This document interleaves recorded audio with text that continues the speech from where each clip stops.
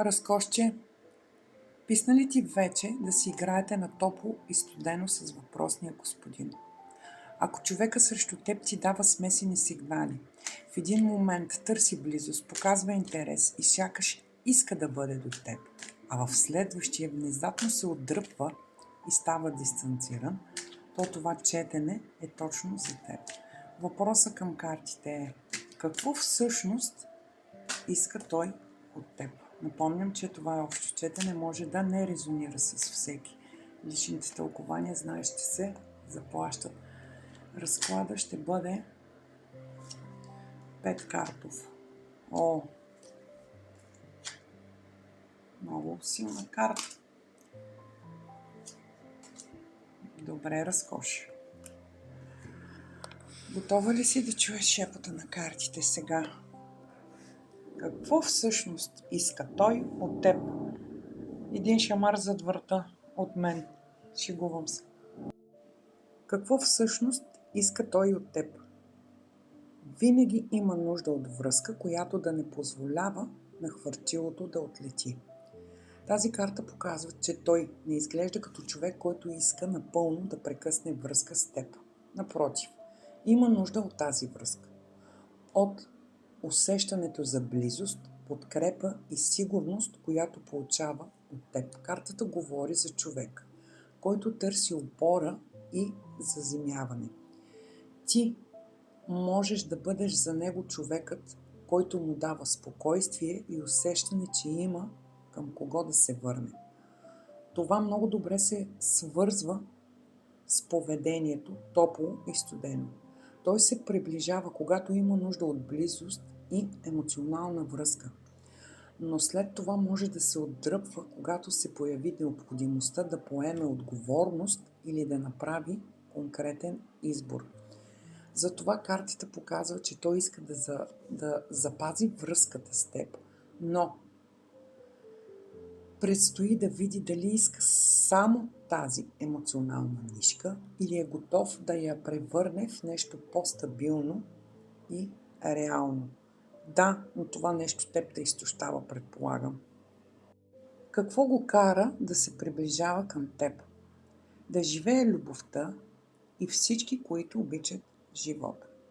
Това е много положителна карта за привличането и желанието за близост. Тя носи енергия на любов, съгласие, обвързване и желание отношенията да имат по-ясна посока. Той се приближава към теб, защото между вас има нещо, което го кара да вижда възможност за любов и по-сериозна връзка. Не става дума само за моментно любопитство или желание за внимание. Картата показва потребност от близост и емоционално удовлетворение. Особено важно е, че тази карта носи символика на официализиране и стабилност. Това подсказва, че в неговото привличане към теб може да има желание отношенията да придобият по-ясна форма, вместо да останат в постоянното топло и студено. Картата е категорично положителна, но останалите карти ще покажат дали това желание е достатъчно силно, за да бъде превърнато в реални действия. Какво го кара да се отдръпва от теб? Злото няма нюанси, има само последствия.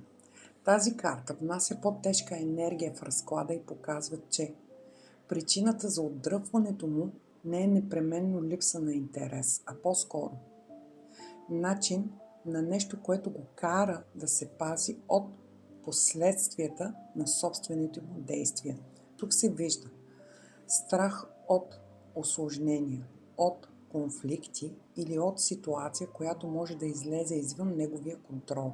Възможно е да усеща, че ако се приближи твърде много, ще трябва да се изправи пред решения и последствия, за които все още не е готов. Картата може да показва и влиянието на човек или обстоятелство от миналото, което хвърля сянка върху настоящата ситуация.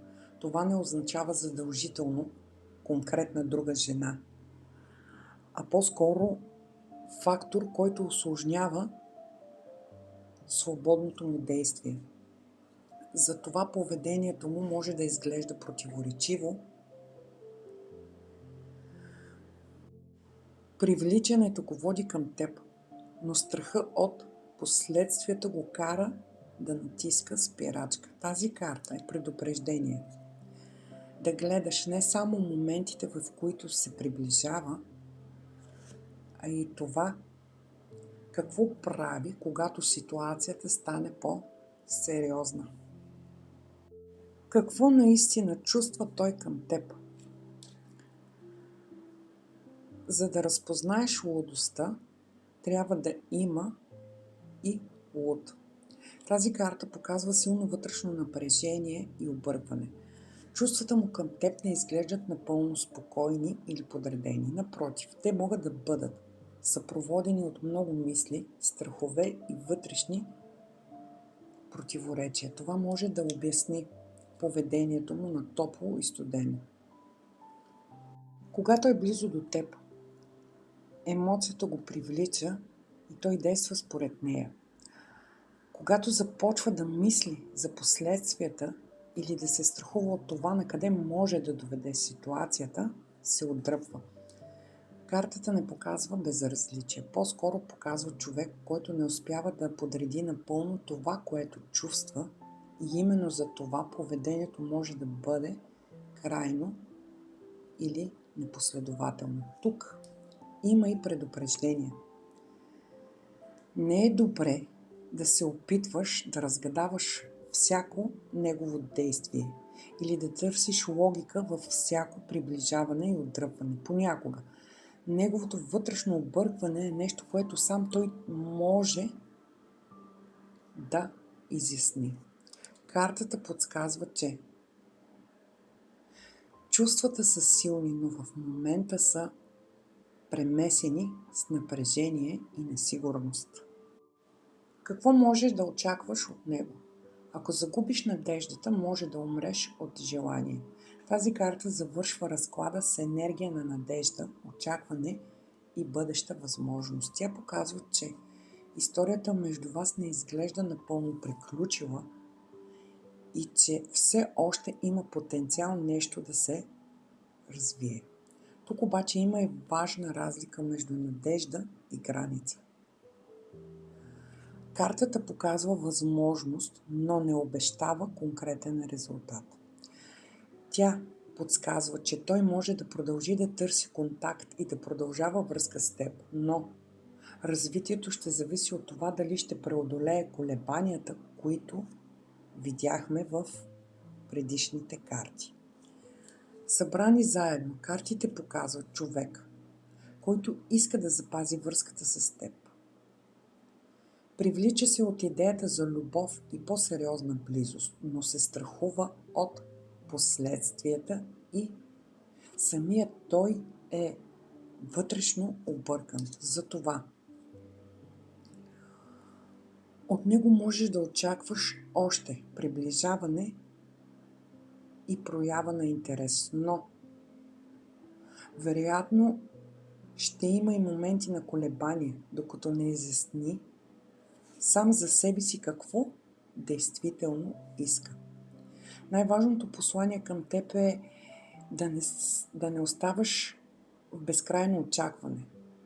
Дай пространство на действията му да покаже дали тази надежда има реална стойност. На въпроса какво всъщност иска той от теб, картите показват, че той, въпросният господин, иска да запази връзката и близостта с теб. Привлича го идеята за любов и по-сериозно обвързване, но в същото време страхът от последствията и собственото му вътрешно объркване го кара да се движи между приближаване и отдръпване. С други думи, прекрасна.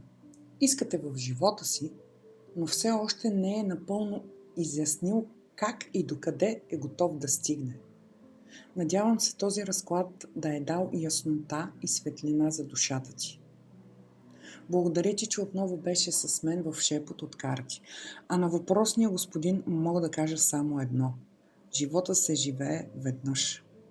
Следвай сърцето си, живей го така, както ти искаш, естествено, без да вредиш на другите. Имаш ли привличане чувства към една жена, впускай се, защото аз не знам колко живота смяташ да живееш ти. Защото аз смятам, че живота тук и сега е това. Благодаря ти, прекрасна, че беше отново с мен. И това колебание, и тези вътрешни страхове в тези мъже така ме вбесяват. Така ме вбесяват.